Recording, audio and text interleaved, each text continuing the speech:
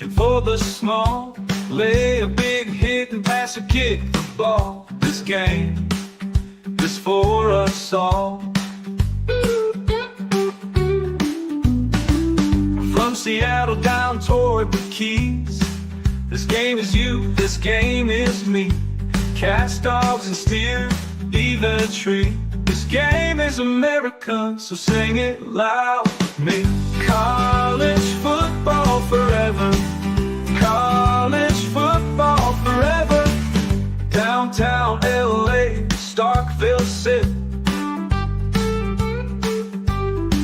1 week you're up next, take a dip. Run the rock or let it rip. This game is America. All say, can you sing it with me? We just stepped on her face with a hot-tail moving Crawford nose. Whoa, Nelly! College football forever. College football forever.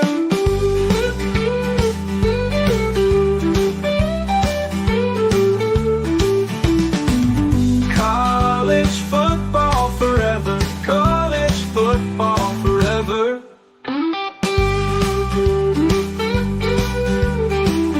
College football is a year-round discussion with these two. Here's JC and Morgan. Mike Morgan of ESPN and JC Sherbert of 24/7 Sports have you covered, beginning right now. And we welcome everybody into another installment. It is College Football Forever, and College Football Forever really begins in a week and a half. Forever from that point on, for week 0, which I think will be the new week 1, Brad. And we've got a lot of things to talk about as we actually have practices. We have, unfortunately, injuries coming out of practices. But it's more tangible now this time of year in mid-August than it is in the dog days of summer. Brad Crawford of CBS does a great job. I don't think we've had you on this particular show, which is crazy. And the last time you and I spoke, we were doing something for TV together, I think about a year ago, previewing the season. So it's great to have you on. Josh Pate, now of ESPN, who we've had on a number of times before, will join us at around 9:30 or so, and we'll just kind of chop it up, Brad, because we actually have things to chop up now. Not games yet, but polls are out, stories are out, and everything else. Good morning to you and welcome. Yeah, it's good to see you again, Mike. And yeah, man, last time we spoke, we were on CBS HQ together previewing last season, I think it was. And now Here we are, 2026. Finally, we're done talking about CFP expansion and further conference changes and Congress getting involved in college football. I'm just glad it's back to X's and O's, fall camp, injury reports, scrimmage, inside intel. I'm very excited for the season, and I'm happy that week 0 now is about 1.5 weekends away. Are you like me? Do you think sooner rather than later that that's going to be the new week 1 as we kind of adjust this calendar? I think it will. And, you're going to have more marquee games in week 0. Actually, I mean, there's some decent week 0 games. This is the best week 0 slate I think we've seen in 3 or 4 seasons. NC State, Virginia, open ACC play, and then you've got TCU, UNC from Dublin. So there's some games that I'm anticipating next weekend. Yeah, they're respectable. Virginia was one of the great stories last year, really in the country, certainly out of the ACC. Coach Elliott finally had it going. It took a little bit. I think they're a little more patient there in Charlottesville and some of the other jobs that are out there where you're firing coaches now in 2 years in some cases. But I'll be curious to see what the follow-up there is for the Cavaliers. NC State, we kind of know what they're going to do. They're one of the most predictable 7-8 win teams every season, it feels like, under Dave Doran. Yeah, they've pretty much averaged that the last 10+ years under Doran.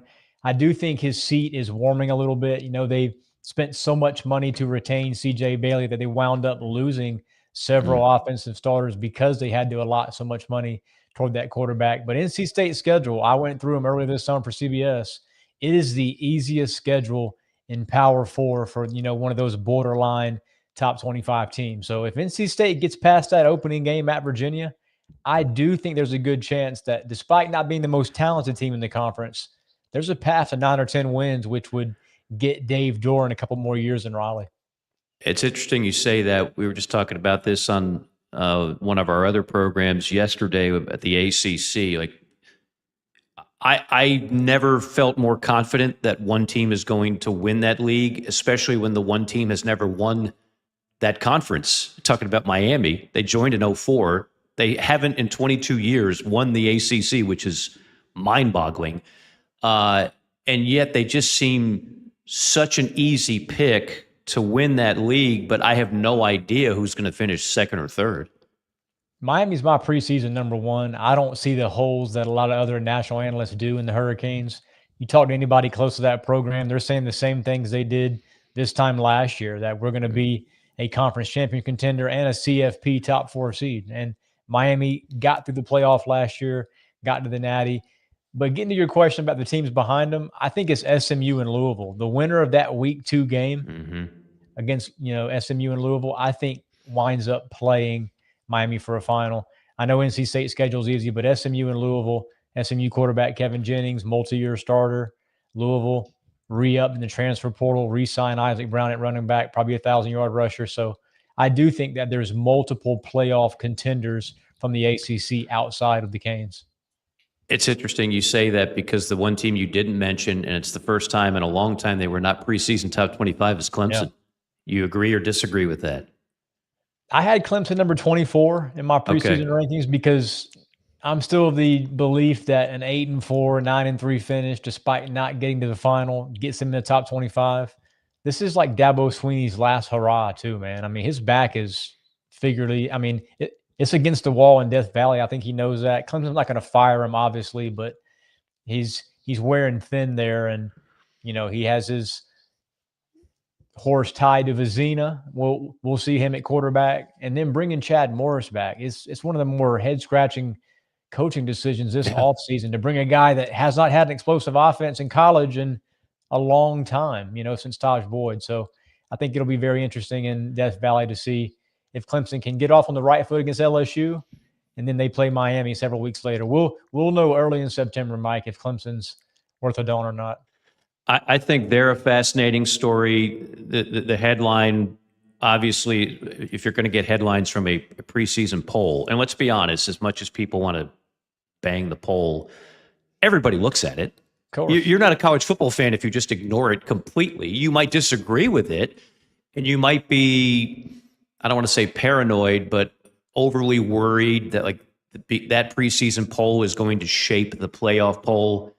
That was the argument for years and years. I think we're getting away from that. I mean, even last year in the playoff poll, it took the committee a long time to do it, but the final week they said, oh yeah, Miami did beat Notre Dame head-to-head. Let's leapfrog them over Notre Dame, even though Notre Dame didn't do anything to get penalized. I think for the most part, the polls are harmless now. You might even say irrelevant once the season starts, and certainly once the playoff poll comes out, and we'll have to wait a while for that, then nobody even looks at the AP or the coaches poll. It's like they don't even exist anymore, right? They're just in a vacuum of irrelevance at that point. Yeah, it's preseason fodder. It sort of shapes the early September narrative. We're going to know 3 or 4 weeks into the season if these top 10 teams are legitimately the 10 best teams in college football. 18 of the last 19 seasons in the AP poll, we've had a team not ranked in mid-August finish inside the top 10. Mm-hmm. So, I mean, our job this time of year is to look at these narrative-setting polls and rankings and figure out who's overrated, who's underrated, who's not ranked right now that could be at season's end. And I think schedule favorability and your roster talent-wise in the 2 deep, those are the 2 main factors to me. Coaching, yes, has a lot to do with it, but schedule favorability, man, it means a lot in college football. I don't disagree with your Miami pick, by the way. I mean, if I filled out a poll, I don't think I'd have them number 1, but I wouldn't argue against them. Yeah. My only question, and they've done such a good job at 2 things in the portal recently. Number 1, they keep nailing, if not the most highly coveted portal quarterback, right there in the top 3.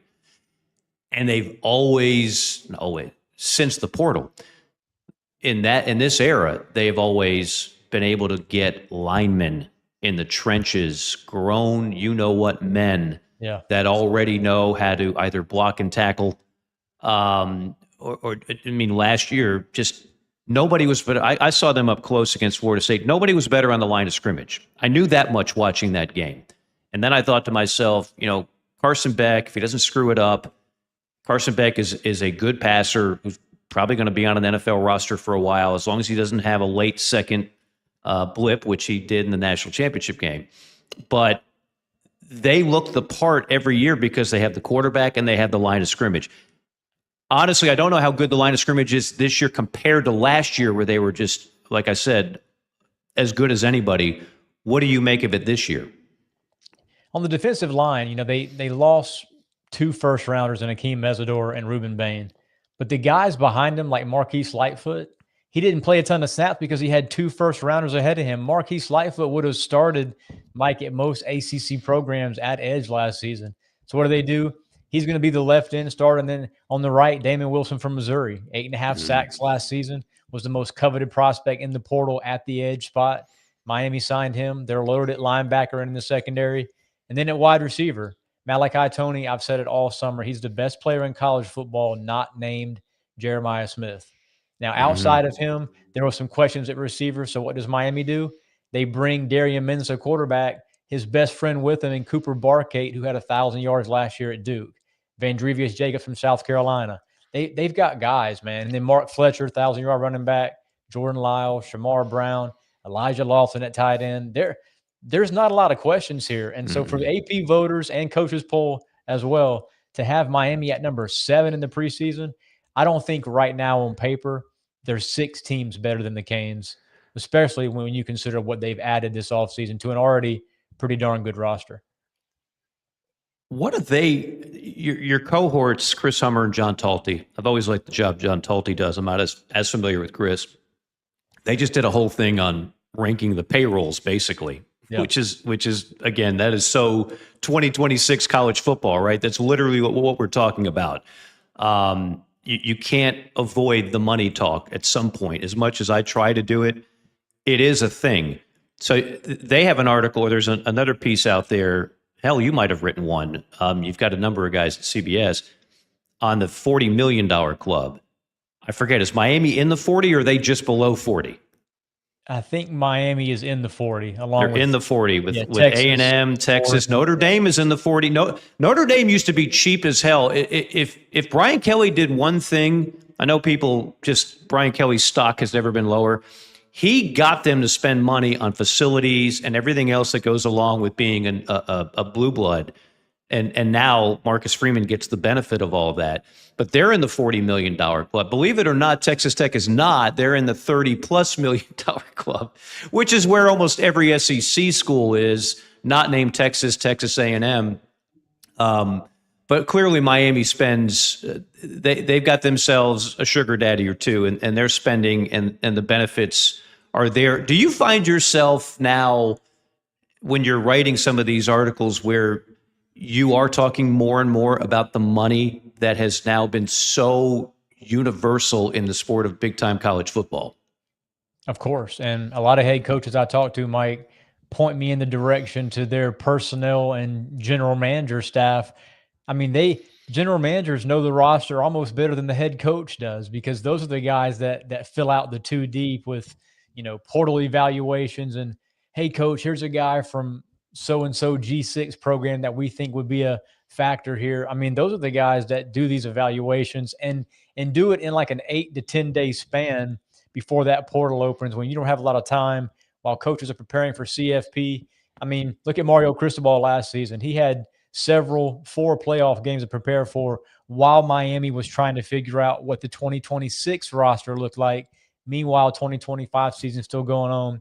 Joey McGuire has told me some of the same things at Texas Tech. He's kind of alluded to it being a version of speed dating. You don't have time to really, evaluate these guys the way you'd like to prep ranks versus transfer portal. So they're just trying to find the right fits. And, Joey McGuire and Texas Tech have done a good job. He's told me this as well, that they're trying to find SEC level linemen, because they know to win the Big 12, it starts in the trenches. they've done a good job the last couple of years. And obviously Texas Tech's a team that in this CFP and NIL revenue share driven era, the Red Raiders are doing a hell of a job. David Bailey was every bit of an SEC lineman and then some. It'll be interesting to see if they can replace that D line, which was so good. And that group alone cost, I think it was something like, I don't know, $12 million. It was up there. Right, yeah, it was up there. Teams that people are overlooking. It doesn't have to be a team outside the top 25. It could be a team ranked 17. I don't know. But maybe some teams that you feel are being shortchanged on the conversation and the expectations. I'll give you one ranked team and one unranked team. The ranked team is Penn State, just outside the top 15. I think it's the most favorable slate in the Big Ten. Penn State could get to 10 wins and not be all that an elite team because they're one of only 2 Big Ten teams this season that does not play Oregon, Ohio State, or Indiana during that 9-game conference slate. It's a yellow brick road for Matt Campbell in his first season. James Franklin would have loved a schedule like this his last couple of years in Happy Valley. I also think that unlike a lot of these first-year coaches at other Power 4 programs, there's roster continuity because Matt Campbell knows what that 2 deep is. 26, I think, players are from Iowa State. A lot of those guys are going to start. Rocco Beck at quarterback, multi-year starter, Hanson at running back, some of those guys on defense. And Penn State hired Danton Lynn, who I think did a good job last couple of years at USC as Lincoln Riley's DC. Obviously, Gary Patterson now is the Trojans DC. But Penn State's a team that I think can get to 9 or 10 wins, be in that CFP conversation. And then a team that's not ranked that I think will be ranked at season's end is Oklahoma State. The win total's at like 5.5. Okay. I'm pounding that as my favorite over the offseason. 70 new players. Eric Morris, head coach from North Texas. He's got a couple all Big 12 type playmakers on offense. Drew Mestamaker might be an early round pick. Caleb Hawkins at running back had 1,500 yards. There's a lot to like about Oklahoma State. And outside of Texas Tech and BYU, there's not a lot of elite tier teams in the Big 12. So Oklahoma State would not surprise me at all if they go from 1-11 to maybe 8-4, 9-3. I think that'd be a great story. Things clearly got stale under the mullet man, Mike Gundy, and it's such a, anybody's ever been to Stillwater, it is a phenomenal place for college football. They are all in. They just haven't had the results. And Gundy got them very close. It seemed like they were knocking on the door a ton of times. He just couldn't break through. You got me thinking about Penn State's schedule. I don't see Ohio State. I don't see Michigan. And I don't see Oregon. Do I have that right? And no Indiana. And no Indiana. No defending champion Indiana. Yeah, Penn State and Wisconsin are the only teams in the Big Ten that do not play the Big 3 top 5 preseason. They do have Michigan. I beg your pardon. They're at Michigan, which we don't know how good Michigan's going to be this year. But the other ones are off their schedule. So somebody's looking out for Penn State and Indianapolis, man. That is a hell of if you're going to pick a Big Ten schedule, that's the one I want right there. When I evaluate these schedules every summer, I tend to look at, okay, where are the automatic losses for these teams outside the top 15? And I don't have one on Penn State's schedule right now. They could easily go 10-2, but then you have to win those seesaw games against USC and Washington for the CFP committee to respect you. Because if Penn State goes 10-2 and loses both games against ranked teams, there's a good chance that they're going to be on the outside looking in. But yeah, Matt Campbell's got a great situation right now, at least in year one with how this slate ended up. Quick hitter before we hit the break, and we'll bring Josh Pate in on the other side. Who do you have winning the Big Ten? Ooh, that's tough. Oregon right now. They're a top 4 seed for me. Yeah. Once Dante Moore decided to come back, it's to me, it's them and Ohio State, with all due respect to everybody else in that league. I think Oregon's defense, too, is going to be one of the nation's best. Yeah. Yeah. And we'll talk about IU because some people think they were slighted. I know our next guest believes that as well. Josh Pate will join us on the other side. He is Brad Crawford. I am Mike Morgan. Back with more here on the other side of a quick timeout. Welcome to Palm Casual Patio Furniture. Because we are the factory, Palm Casual has the ability to offer the highest quality outdoor furniture paired with world-class service. Since 1979, our factory showrooms have done our best to make the buying process as easy as possible for our customers. Our understanding of the many factors that go into your decision has helped us create our 30-day trial period that increases the level of comfort our customers feel during the shopping experience. Visit us in Somerville, Mount Pleasant, Myrtle Beach, and Bluffton, and online at palmcasual.com for our products and out-of-state locations. Go Gamecocks! Hey folks, want to tell you about our friends at Titan Construction Group really quick. They're a mid-Atlantic based general contractor, specializes in retail, restaurant, and office construction. TCG strives to separate itself from other general contractors by adding value every step of the process. From project budgeting to estimation, value engineering to construction, they focus on those relationships and not the transaction. Titan builds partnerships one project at a time. Among their clients are Starbucks, Crumble Cookie, Blake Pizza, Home Goods, 15 plus years experience, based in Midlothian, Virginia, and contracted in Virginia, West Virginia, North Carolina, and South Carolina. So get on their website, TitanCGinc.com. That's TitanCGinc.com. Get in touch with Brad if you're in need of a general contractor that focuses on going above and beyond for their clients. That's Titan Construction Group, a proud sponsor of the JC and Morgan podcast.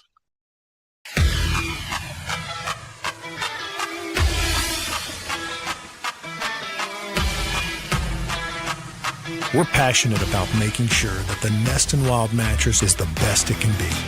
Made well and made right here in Tupelo, Mississippi. So how can we do all that? Work. Hard work. And that means something. The Nest and Wild mattress is a movement. It's a pride in where you come from and where you're going. So get comfortable, because this movement is just beginning.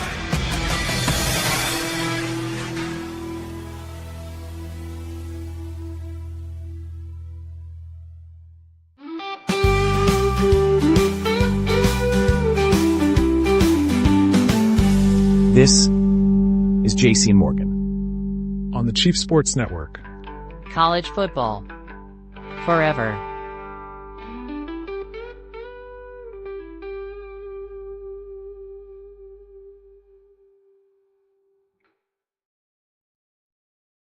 All right, welcome back. And boy, at 9:30 sharp, you know what we call that? That's good producing. It's also the talent getting out on time, which we rarely do in life. Brad Crawford of CBS, Josh Pate of, I'm going to have to start reading up on your entire bio, Josh. I just read a good piece on you, by the way, Bobby Barack of Outkick. And we've talked about this on this show with you in the past, kind of your lineage to getting to where you are. But since that we've had you on last, you are now with ESPN. You're also part of I don't want to call it a podcast. What's the Bussin' with the Boys? A podcast show? What are we calling that? I still haven't really nailed down what we call anything that we do now, since there's a full video element. So a show, I guess. Okay, show, yeah. That's. I mean, we don't know what we call this either. We've been doing it for 10, 11 years. So that makes sense. But no, congratulations on that. You know Brad, of course. I'm sure you guys have crossed paths before. And it's good to just be able to chop it up with some guys that love the sport and will be covering it nationally all year long. So let me not just say the lead and then bury it. Tell us about the new adventure you have going on this year with ESPN. Yeah, I appreciate the kind words. Appreciate you having me. It's been a little while. So I know, been too long. You look tan. You look well rested. But it goes for both of you, by the way. Amen. Yeah. All right. So all right. Let me give you the framework. Last December, we're in Atlanta, a day before SEC championship game. Will's there, Taylor's there, I'm there. We're doing the altcast for ESPN at the SEC championship game. So we met with ESPN. One of the most refreshing conversations ever, because it's one of those situations where a really big, powerful group of people sit down in front of you and say, permission to speak freely. What do you think about us? What do you think about the way we do things in college football? So I spoke freely. And Will and Taylor spoke freely. We met individually with them. One of the things I thought, and I've thought this for years and years and years, was clearly college football is the number 2 sport in the country. And clearly ESPN is the biggest, sports media entity in the world. And I've always thought that they did great jobs broadcasting the games, but fell well short of fulfilling the consumption needs of people like us Monday through Friday. Now, I was never thought there was any reason for that. There was just a blind spot for them. So I spoke my piece on that and a few other things. And then this offer got brought to us to do a Friday show live on campus every week during the season. And that's kind of them saying, all right, you ran your mouth. Now here you go. Here's the ball. Take it, run with it. Don't screw it up. So we're just trying not to screw it up. Yeah. Oh, that is awesome. And obviously you'll be going to some of the best venues each and every week because you guys get to pick it. You're not relegated to like following an announcing crew. You just go wherever the biggest game presumably is, which sometimes I'm sure you'll get into fights and arguments over that alone. Especially there's a couple weeks on the schedule where there's a few bangers on there. But I think some people will be curious about this. I don't want to get too deep in the weeds on the industry side because we want to just hammer out college football talk. But do you still own your own content? You brought that up in the article in the piece I saw. I know ESPN doesn't typically do that. McAfee's the exception to that. But what does Josh Pate own versus how much do you do what the rest of us do, which is work for the man? Well, I vastly underestimated how much people cared about that because when we made the announcement, I never even went down that road. And then that's all the replies were. So answer is unequivocal yes. I still own everything. I would never from this point forward enter into a deal where, unless it's 9-10 figures, some stupid number like that, I'm giving away what I kind of fought to take ownership of to begin with.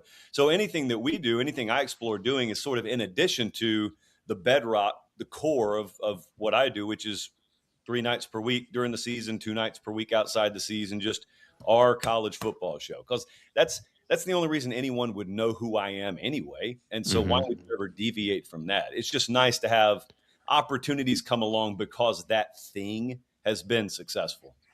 That's awesome. By the way, shout out to Victory Drive in Columbus, Georgia. You and I both got our start in that fine burgeoning metropolis that is Columbus, GA. Brad Crawford, you ought to off air, you ought to get a story or two about Victory Drive.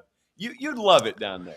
Great pawn shop, used cars, strip club. Pawn shop, used cars, strip club. I'm a Southern guy. You guys know that. Josh knows that. I'm here in Fayetteville, North Carolina, but I grew up in Charleston, the Low Country. Josh, I gotta know, man, a lot to catch up on with you and me personally, but I want to know how married life's treating you, man, outside of college football, and how Savannah's handling like Josh's glow up nationally and that sort of thing. Yeah, she couldn't care less. Actually, what we're doing here is I am shoved in the corner of this room. There are boxes everywhere because we are in the middle of a move right now. So really, that's the main event on her plate. She may be aware the season's about to start. She could possibly be aware about the ESPN show, but really, it's just finally we're out of an apartment. Because like Brad knows this, I moved here in 2020 right before COVID happened. I never moved out of the apartment I moved into. I never ever moved until I got married, at which point you're just legally required. You can't be staying in an apartment anymore. You got to get over here. So that's how she's been. It's been good though, man. It's been a crazy couple of years because we got married last May. Yeah. I tell you one thing, I have made sure to journal everything the past 2 years because I'm pretty sure like 10 years down the road, otherwise I would not have even remembered 90% of this. So I got that going for me. Sounds great. That's fantastic. And she's an Alabama girl, right? She is a Southern Miss girl, LSU girl, Jones Community College girl, Ole Miss girl, Alabama girl. So she was in the portal quite a bit. She was a portal mover, yes, but she was a contributor everywhere she went. So of course, very nice. Before you jumped on here, we were talking a little bit about the poll, the AP poll that came out. If nothing else, it's talk show fodder for a couple weeks, and then we'll pay attention. And then the playoff poll comes out, and it's like the AP poll doesn't even exist. What I saw your comments on Indiana, like you're not going to fall into that bear trap again. I think we all fell into that bear trap a little bit. Like, 2024 is a really cute story, but new quarterback, new this, new that, and still 5 kids from JMU starting. Like, that's not going to last. It's not going to have the shelf life of some of the other teams we're used to jumping onto the scene and being a true contender.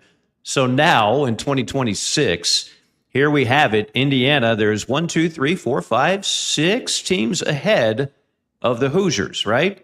Am I doing that math right? I believe I am. 5. Yeah. What are we missing here? You may not be missing anything. Just with what I went through last year, doubting them too much, my mentality is if I'm going to be wrong this year, I'm going to be wrong believing in them too much because I don't want to go through the inverse of that again. And I remember this time last year, I didn't think they were going to be bad. I certainly didn't think they were going to be a Final Four team, a national championship team. And the reason wasn't even just they're replacing people. I don't remember myself thinking they were downgrading at quarterback. I thought they may have even upgraded there. I just knew forever in my life, I have had it hardwired into my brain. The nucleus of a roster is built through recruiting. And therefore, the nucleus of a roster, you can go back over the rolling 3 or 4 year recruiting averages, and they're the thresholds. They're like the minimum baselines you need to meet to be a contender. And it's always, you need to be top 15, rolling 3 year average, top 12, whatever. And they were well outside of that. And that combined with they weren't going to duck all the big boys. Like they were going to go to Oregon. They were going to have to go to Penn State. And that's a preseason top 5 Penn State, not the Penn State it ended up being. I thought that's just finally they have some teeth on their schedule. They're on everyone's radar. There's no way that continues. They'll be a pretty good team. And then they weren't. They were the best team in the country. And so the reason they were able to defy all that, to me, still exists because I almost view it as a formula instead of little Lego block pieces. And that formula is still there. That may be, I don't know how I would rank this. I may rank it the best head coach coordinator trio in the country right now. And they maintained it. So we were up there in the spring and I hadn't seen Josh Hoover do anything. I didn't watch him practice, but I asked Sig, what'd you think about him? What'd you see about him? And they had already gone through spring at that point. He just said, I think what we needed there. We got what we needed. And it was just that grin on the side of the face that made you say, all right, well, check that box for him. So I don't know, man. I would not be ranking him outside the top 5 because I don't want to be the guy who has to look back on a ballot and say, even after all they showed me the previous year, I still doubted him because good and well someone in the top 5 is going to crash and burn. That'll be the comparative analysis that folks do on your ballot in December. It was the win at Oregon. Like the win at Oregon last year for me and so many others was like the wait a minute moment. This is a different Indiana. I know they made the CFP 2 years ago, but seeing that win last year after Mendoza threw the pick 6 and just a rebound from that and come back, last second comeback at Penn State, it was very impressive. And as Josh mentioned, from a coaching staff perspective, they've had continuity. A lot of these elite programs don't have. Dan Lanning replaced both coordinators this offseason. That's an underrated, undersold storyline that we aren't talking about enough this summer. Like, how is Oregon going to look these first couple of games with new blood basically at both play calling spots? So, but I'm with Josh. I think Indiana should be a preseason top 5 team. Not my number 1 team, but top 5 for sure. Well, here's what I know about Indiana from a fan standpoint. We did one of these shows literally minutes after they won the national championship, and it was one of the most listened to. And I know the reason why, because I don't think there was a single Indiana fan that was just diehard on this particular podcast. I think it was because it gave everybody hope in a sport that was insanely predictable during the 14 playoff era. People look at Indiana, which was a laughingstock of college football for so many years, and they say, okay, Cignetti might be good, but he's not that good. Like if they can do it in Bloomington, we can do it, insert city, college town, XYZ. That might be oversimplifying it, but I do think that's why Cignetti gets away with talking smack the whole time and during Big Ten media days, taking jabs at the SEC, because at the end of the day, Cignetti and Indiana gives your particular program that probably hasn't won a national championship in the last 20, 30, 50 or ever years. And you're like, I like the story. They still buy in on Indiana. Yeah, here's the problem with it. Depending on how you view it, here may be the problem with it. There is a germ of validity to the concept that if Indiana was able to do it, any of us can do it. There's a layer of validity there. The problem is people don't really know what they're saying when they say that. They don't really bother to get into the weeds of how did Indiana do this and how difficult the how is to duplicate. And I know good and well, as easy as it is and as exciting as it may be for a fan base to say, well, Indiana did it, man, any of us can do it. It chews the fingernails down to the nubs for coaches and administrators out there because they know, hey, they think this, and there's no talking them off of this, and we're not going to pull that off, and we know we're not going to pull that off. And right. Dang it, Indiana! That's kind of the reaction from inside the walls of some of these buildings out there. He's ruined it, Kirk Cinetti, that is, for all these mid-tier Power 4 coaches that aren't going to win titles. You know, the blueprint's there, but yeah, can you replicate that blueprint? No. The curve cannot. 100%, Brad. The curve of coaches getting fired in short order just grew with what has been done at Indiana, because the excuses that coaches have had at other programs that historically have not been good could always say, well, look, what did the last 5 coaches do before I got here? You really want to go into this cycle where you just keep firing coaches? And now the AD and the boosters and the people that kind of push the buttons up behind the curtain for these programs can say, yeah, but Indiana did it, so we should. And I agree with you, Josh. I don't think that's a great. You're gonna get in a lot of trouble if you start thinking to yourself, well, you could do it, so I should do it. I just need to do what? Well, get 5 starters from my previous coach's program that was at the FCS level, and I just keep getting portal quarterbacks that play much better here than what they did there. And I'm one of the best offensive lines, and I never make mistakes. And if it's a 5-yard false start penalty, it's like, oh my God, we don't see that around here. That's a lot to ask. It's just not that easy. Like, the programs that have been winning 7-8 games for 100 years are probably still going to be winning 7-8 games even in the Cignetti era. Yeah, so, and I also think about how that applies. Of course, it applies to, I'll just pick NC State out of a random sample size. Up until 5 minutes ago, North Carolina State would have told you, we're not elite, but we're superior to Indiana. Like, clearly we're superior to them. And I could copy paste a dozen other programs that would have said that to you as recently as 3 years ago. So they look at it that way. But now keep in mind, at the very, very top rung of the ladder, think about what this does to the perspective at USC. Think about what it does to the perspective at Texas Tech, at Texas. Think about how different the world is. And as a result, specifically at the latter two, at really all 3 that I just mentioned, but Texas and Texas Tech, there is a world, and it gets so out into like the dumbest waters imaginable, wherein one or both of those programs go 9 or 10 wins this year, but miss out on the playoff. And we're legitimately having that conversation in December. Conversation you never in a million years thought you would hear. Like, wait a second, Joey McGuire won 10 games.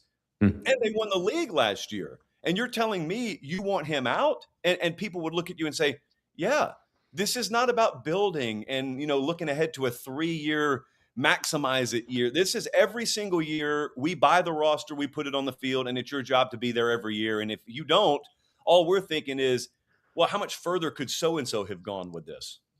The modern day college football has to insert two phrases into their lexicon now: donor fatigue and return on investment. Yeah. That's what coaches tell me as much as anything. I can't keep going to the same guy and asking for more money. And then other boosters are saying, I've already given you this. You haven't gotten me what I want for the money. Everything's transactional. These folks don't always give money because they're just really nice human beings and they're philanthropic. That's rarely the case. And it would help if we stopped extending coaches after 7-5, 8-4 finishes. Yeah. Like nobody's pining for your coach. So stop increasing the buyout to $50 to $60 million 5 to 6 years out. Let's just see how it is the first 2-3 seasons and see where this leash ends up. Jimmy Sexton on line 2 wants to talk to you, Brad, about that concept. He's building an extra wing on his house based on those buyouts. We couldn't do a segment without talking about Alabama, right? First time in 18 years, not preseason top 10. They're preseason 13. Now, for a lot of people in Alabama land, that's a complete slap in the face and a spit on my shoes type of ranking. But then I was talking about this yesterday. If Alabama finished 8-4 and didn't sniff the playoff, I wouldn't be shocked. And if they went to the playoff and made it to the Final Four, I wouldn't be shocked. We still don't know who their quarterback is going to be. I wouldn't be shocked if he went with either one of those guys in week 1. How do we feel about Alabama right now? All right. I'm going to go watch them scrimmage Thursday. So I'm fascinated by what I can see because I have heard really, really conflicting things just over the past week from people I would trust. Like, there are people who have been through there and watched them practice. I think Aaron Taylor's one of them because he publicly said what he texted me, which was this offensive line's night and day different. I love the hire of Adrian Clem. They're going to be able to run the ball this year. That's a serious unit. I had another couple of guys who similarly either played that position or coached that position who have been through there who said the same thing. But then you talk to people who watch them scrimmage, and it is very, very up and down. It's very much, I still got a ways to go here. Boy, this is going to be a work in progress. Boy, the ceiling potential of this personnel group is probably limited. So there's that. They've had injury at the tailback position, and the two guys you would probably most readily circle, E.J. Crowell, the true freshman, and then A.K. Deere, the guy who had probably stood out the most in camp, are either hurt now or have been hurt and hadn't really practiced. And I just view it so much as conditional. A lot of times, if you wake up in the morning in the spring in the South and there may be severe weather, your meteorologist will say it's a very conditional threat today because some bad stuff could happen, but all the parameters have to come together in the exact right formula for it to happen. And if it doesn't, it'll be nice today. Maybe a straight thunderstorm, but it'll be nice. That's kind of Alabama to me. It's kind of the most conditional contender in the country. And in the portal area, you're going to see a lot of that because rosters are so thin. But the one thing I cannot look away from is they are way better up front defensively. They've got one of the best secondaries in the country. Pure question at linebacker for me. But if they're the kind of team whose defense can buy them some runway early, and they already have a pretty workable early schedule, but if they can do that, and then let's say it ends up being Keelan Russell, and I just say his name because I think he has the highest ceiling, probably the more inconsistent guy through fall camp, but has the higher ceiling. But if it clicks for him and you get to the midpoint of the season, that defense bought you time, and then a star quarterback starts to emerge. Star quarterbacks, as you guys well know, can mask a lot of other inefficiencies. And that's why I hold reservation for Alabama. And luckily for people who are trying to predict their season, they're not LSU. They don't play multiple high caliber losable games early. So I want to check back in October with Alabama. Brad? I just need to see week 2 at Kentucky. I want to see what that week 2 SEC opener for the Tide looks like on the road in Lexington. I don't have UK making a bowl game this season, but they're going to be a much improved team. Spent a lot of money on that roster, especially on the O-line. And Kenny Minchie, I mean, maybe he plays well early and Will Stein continues this quarterback domino effect he showed the last couple of years at Oregon, and it works out. But that SEC opener at Kentucky is one that I think we're overlooking a little bit. And for me, I still need to wait and see on Alabama. I'm somebody that has not had the Alabama Crimson Tide in the CFP the last 3 years, this time of year in the preseason.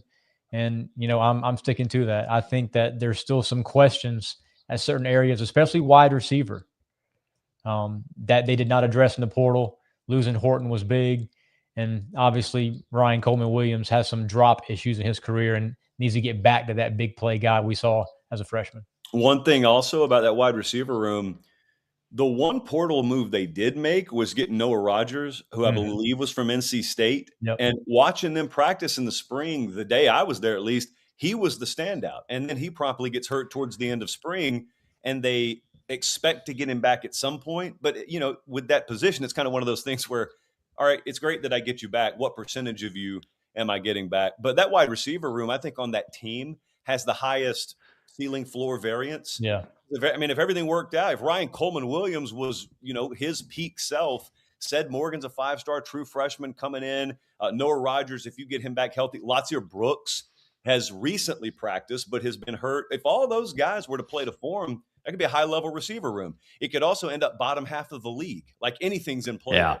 The fact that all three of us balked at the opportunity to say, of course they're in the playoff, it's Alabama. That tells you why Kalen DeBoer, no matter how many contract extensions, no matter what the buyout is, there's going to be a cloud over his head when you follow the GOAT saying, okay, this is good, but it's not good enough. I'm fascinated by Alabama, and I would agree with you, Brad. Remember, Kentucky in week 2 last year gave Ole Miss a run for its money. Yep. That was a scary game for Ole Miss in Lexington. You don't get a chance to kind of lather up in week 2. It's the one SEC game on the slate. I think that one will be fascinating. Final minutes, I want to talk, obviously, some SEC here. I thought it was in good fun, and you guys went back and forth. And let me just say this, Josh. everybody had quarterback rankings wrong in the SEC last year. I mean, everybody. So you took a lot of slack. You had what, Lagway 1, and then I had Garrett Nussmeier 1. Now I didn't know he was going to be hurt the whole year, but he clearly was a major disappointment. Lagway was beyond a disappointment. Lenore Sellers did not have the year people wanted to have. I'm trying, and all the guys that people thought were going to be the leaders in that position were not. So this year you came up with another top 10. You want to share maybe the highlights and kind of your rationale on how this year will be a little more predictable than last year, which was the bizarro world of SEC quarterback play. Yeah, at least this year's safe because pretty much everyone has Trinidad Chambliss 1 or 2. So if I go down, the whole ship goes down with me this year. I'm fine there. I put Arch at 2. You know who I struggled with was Lenore Sellers. If you're trying to be predictive instead of just this is a career resume ranking, and you try and do it like relative to what he has to work with, I could have had him as high as 3, as low as 7. I'm high on Mateer, and that's kind of I'm probably more on the extreme upside with Mateer. Maybe I would think than the field would be. I had him up there. Trying to think off the top of my head. Gunnar Stockton was in there. And then Marcel Reed. Marcel Reed was the other one. I had a call from Lucci 5 nanoseconds. So I put Marcel at 8, but there was just not much separation. Because here's the one thing I did was I do believe Alabama's going to get good quarterback play. No matter which one of those guys wins that job, I do believe he'll get good quarterback play out of whichever guy starts. So I put the Alabama QB as a name in the 6th spot. And you can imagine the reaction that got. Sure. And then I put Marcel behind them. It's just a consistency thing for Marcel. It's where you got to be so careful in the modern highlight age, discerning highlight film from actual film. And Marcel Reed is one of those guys where there's the biggest detachment, maybe highlight film versus down in and down out film. And if those can just come closer, I don't even care if you shave off the high end stuff. If you bring the floor up, he's a top 5 quarterback in the league. Where do you side on all this, Brad? I know you didn't come up with a top 10 list, but who's going to be good? Who's going to be disappointing? I've got Marcel Reed in the mid tier as well. I don't see him as a Heisman candidate. 4 new offensive linemen in College Station. Lost Casey Concepcion. I know the wideout room is talented with Craver and some of those guys back. They got Isaiah Horton, obviously, from Bama. But, yeah, A&M's a team, and Marcel Reed specifically, where, the highs with Marcel Reed was coming back to beat Notre Dame on the road. We saw his debut a few years ago when he had 100 yards rushing against LSU in College Station. And then the lows were like multiple first-half picks against South Carolina and falling behind by 28 points at home to an 8-loss team. Yeah, I had him at Texas in the finale, and he did not look good at all. The moment just seemed too big for him. I know he got a little dinged up early in that game, but people forgot about the guy who was actually a Heisman candidate before the tailspin toward the end. Yeah. But like you said, Josh, if the floor raises and just maintain the highs, he could certainly have another very good season. And then you have the newcomer, Byron Brown is fascinating to me. I want to see how it translates at the SEC level because the numbers he put up last year at UCF were phenomenal. We already talked about Minchie. I think it's going to be a very intriguing year of quarterback play. To that end, give me a couple of teams you think could actually have a chance at Atlanta that are not named: Georgia, Texas, Ole Miss. Brad, we'll start with you. Not name those 3? Definitely not LSU. Name those 3. Okay, LSU. Yeah, I've got. We almost made a whole segment without talking about Lane Kiffin and LSU. That would have been sacrilege. So thank you for saying that.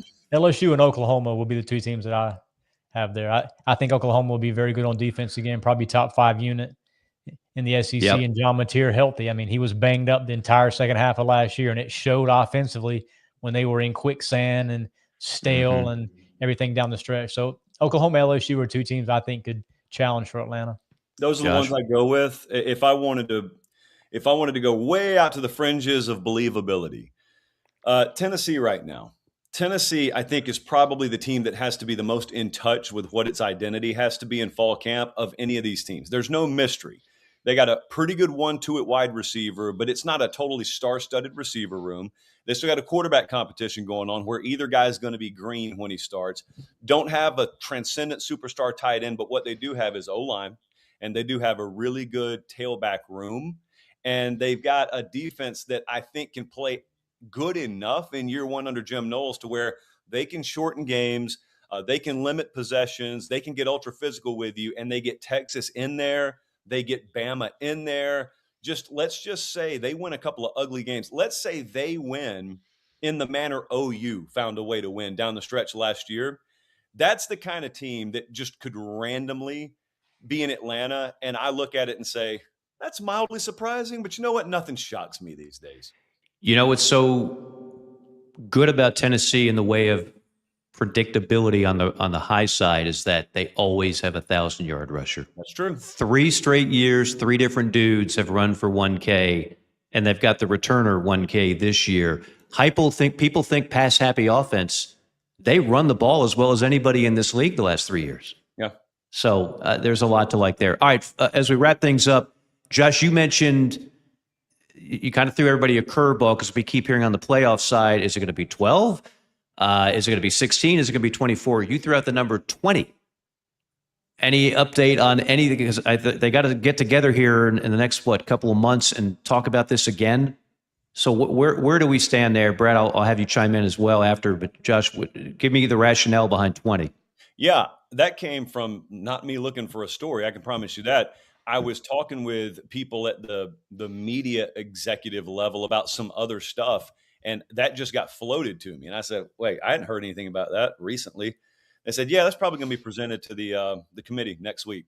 So I put it out there, didn't think another thing of it. And then that kind of became a pretty big story.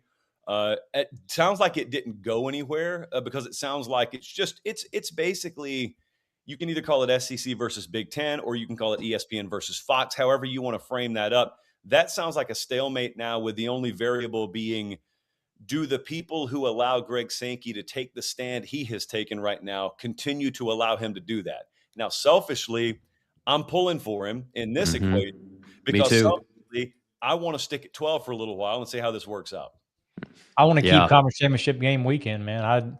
I grew up watching Georgia Dome games first weekend in December. SEC Championship game was like a playoff game, so to speak, before the BCS and all of that. So I want to keep that. I do think we expand next couple of years at least to 16. I don't think the SEC would have moved to a 9-game conference schedule if we didn't see expansion coming. I'm good with 16, even though you're out of my comfort zone. I used to be an 8 guy, and people thought I was nuts for saying 8 years ago. Then I grew into 12, and I'm willing to be flexible, like any married man has to be, to go to 16. But, man, you start talking 24, and you have lost me. And I don't know many college football fans that are pounding the table, said, we got to have 24. I don't know where these people are. I think the dumbest thing, by the way, this could apply to either side. The dumbest thing that happens right now is fans of a team in a conference getting sucked into beating the drum of whichever media network owns the rights to that league. Yeah. They don't care about you. You shouldn't care about them. It's okay to be selfish. It's okay to just look in the mirror and say, self, what do I want here? How about I advocate for that instead of being a Wisconsin fan or being a South Carolina fan thinking you just obligatory have to align with whichever media network owns your media rights. Right. Gordon Gekko would have loved what you just said. Greed is good sometimes. I mean, that's capitalism at its finest. Josh, capitalism has been good to you. Congrats on all the newfound success. It's been too long since we've had you on last. I hope we'll get you on in the season, but I will not pester you, as many people have. So you're welcome when you decide it's time. But continued success, and tell people out there again how they can catch some of your content throughout the season. Yeah, I appreciate you having me, brother. Just search Josh Pate's College Football Show. That ESPN show will be Friday during the seasons, I think 2 Eastern. Check me on the time, though. But otherwise, just Josh Pate's College Football Show, wherever you search, whatever you search. It should be there. If it's not there, it's on me. It's not on you. If it's not, we'll give out your cell phone and people can track you down and find the content there. Yeah. Go find yourself a good twister here, Josh, if you can find one before the season starts, okay? I appreciate you guys. Good to see you. You got it. Josh Pate, ESPN. Appreciate you joining us. Brad, man, I look forward to doing more of these with you, and always appreciate your work on CBS. Anything in particular you want to plug before you get out of here? Hey, man, my preseason bowl projections are out in 48 hours. Been working a long time on it. 43 games. I'm projecting the playoff and the rest of the bowl games, Citrus Bowl, Gator Bowl, Rely Quest, all of that. So very nice. Well, you got a big Gamecock helmet over your left shoulder. You want to tell me what bowl game they're going to? They are going to a bowl game with a 7-5 type finish. Maybe a Las Vegas. Interesting. Maybe Vegas. Oh, Gamecock fans in Vegas. That's a good time right there. I've called a Vegas bowl or two. It's back when they played in the old Dumpy Stadium is when I did it. The CFP title game is in Vegas this year as well. That's right. That's right. That's one of the few NFL stadiums I've not seen. I hear it's unbelievable. I haven't seen it. Brad, thank you so much, man. We'll talk to you next week, okay? Good to see you, man. You got it. That does it for another installment of JC and Morgan College Football Forever. See you next Tuesday, everybody. So long.